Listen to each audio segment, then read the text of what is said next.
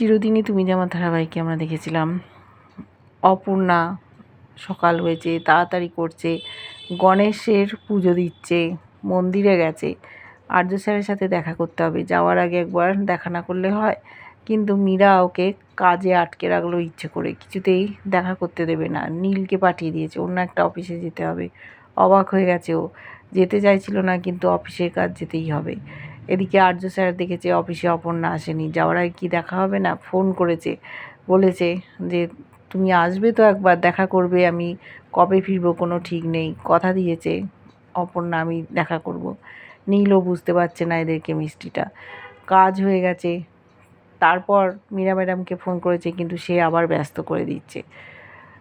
চলে যাচ্ছে আর্য, অপর্ণার ডেস্কের দিকে তাকিয়ে মন খারাপ। এদিকে ম্যানেজ করলো নীল, আর কাজে যেতে হবে না, কিন্তু কোথাও কোনো গাড়ি ঘোড়া পেল না। বাড়িতে অপেক্ষা করছে মা বাবা।